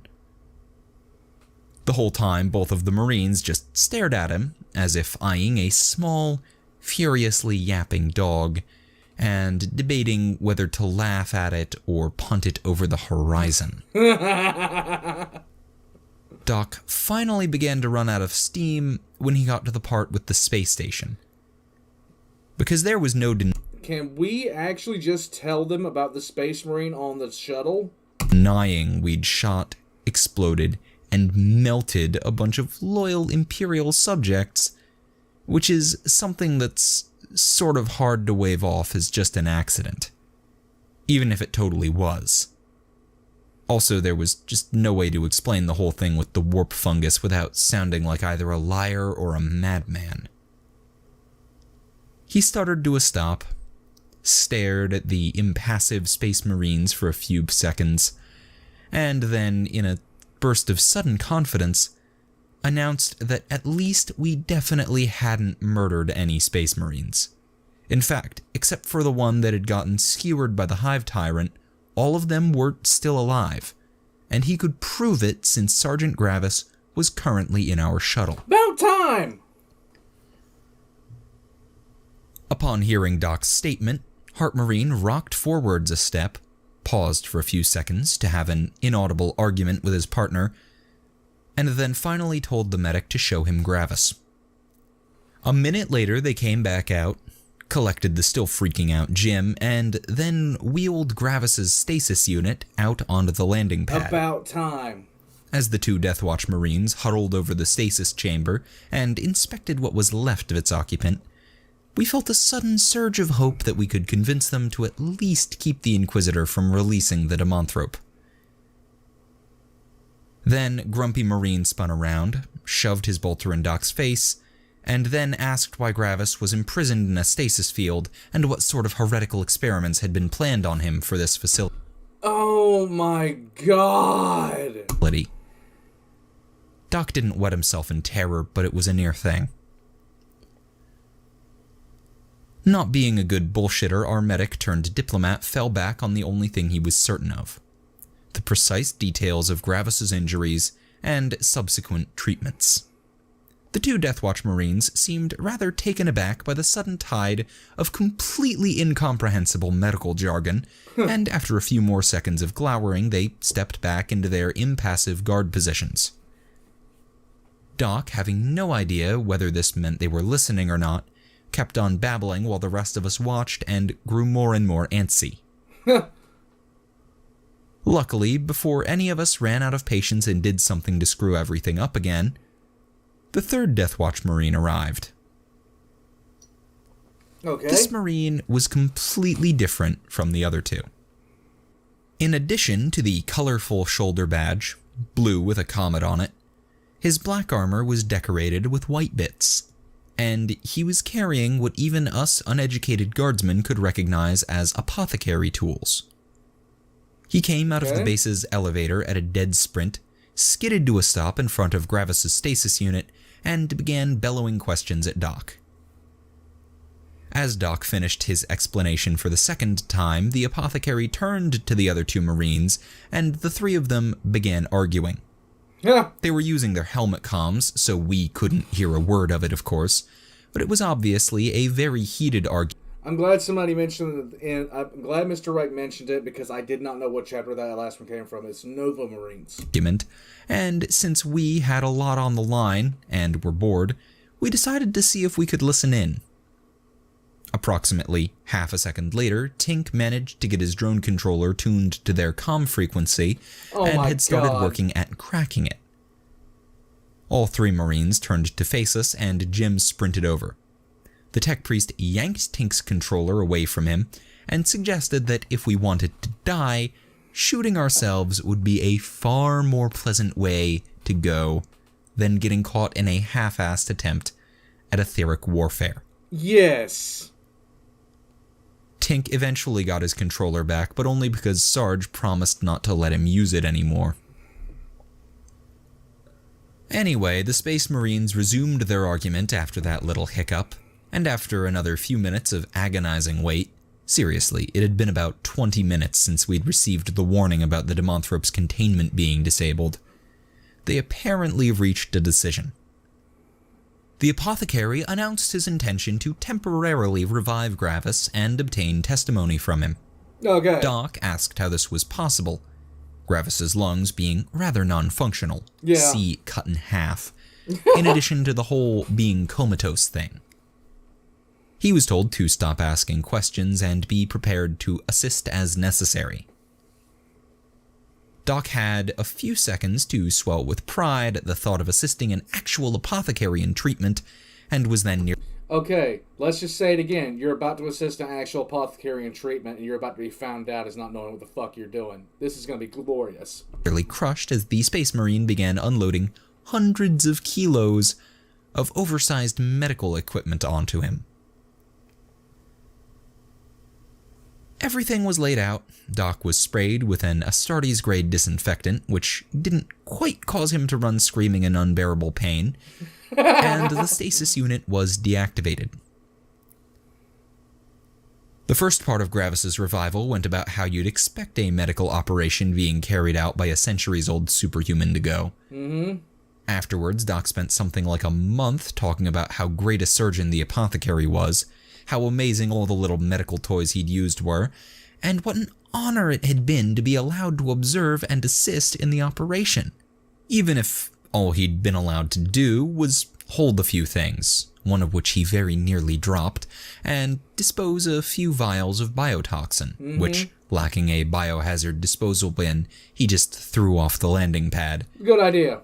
Anyway, in a startlingly short amount of time, Gravis had been injected, implanted, drained, and a few dozen other medical things.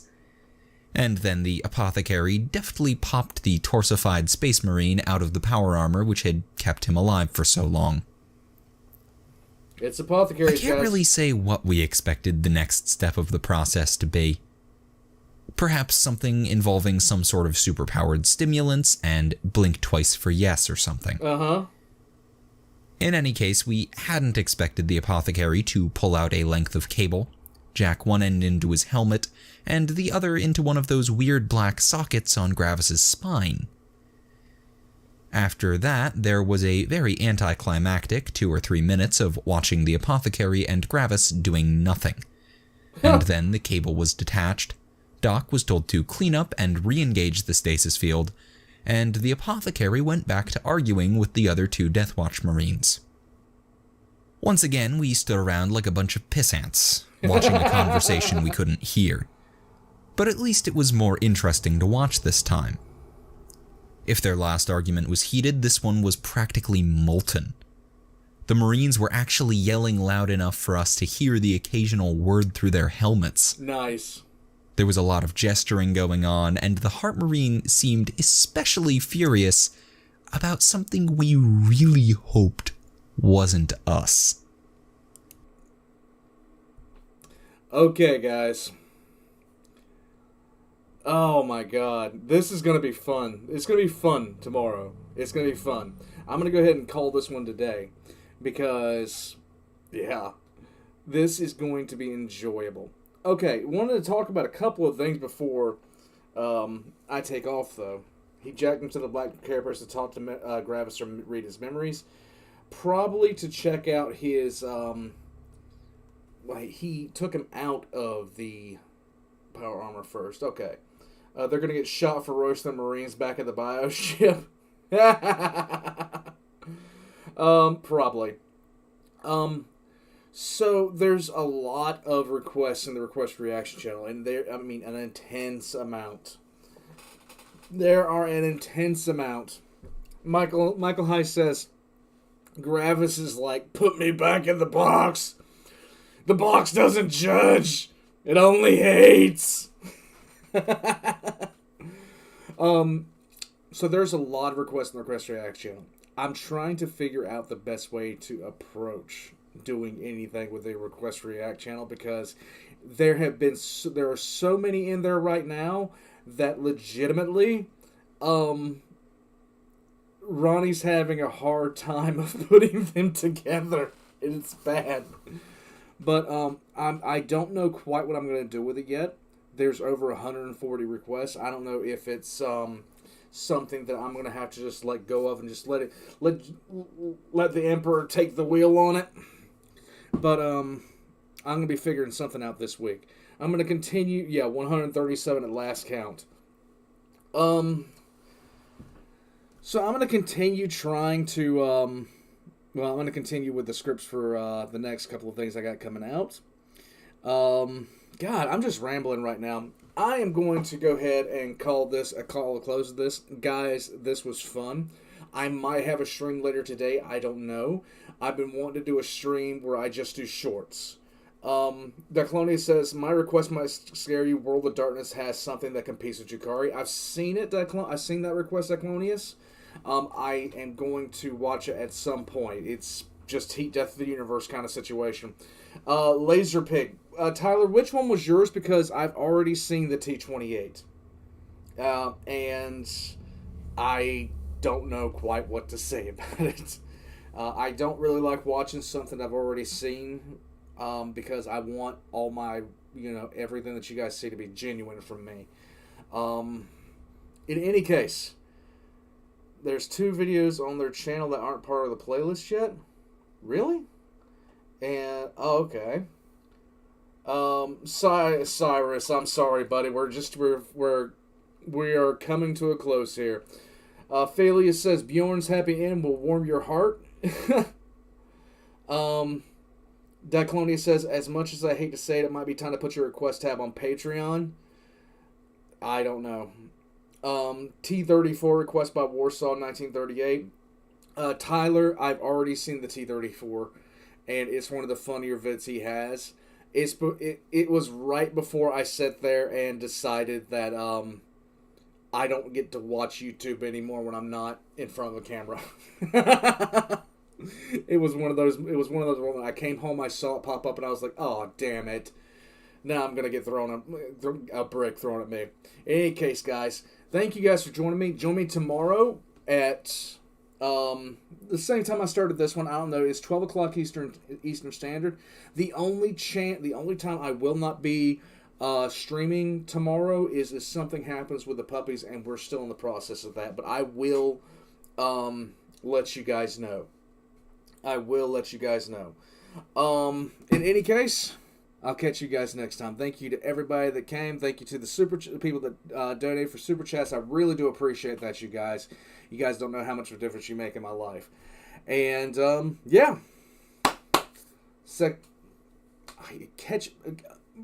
I'm just gonna hit buttons and go away, guys. Here we go. I hit button here.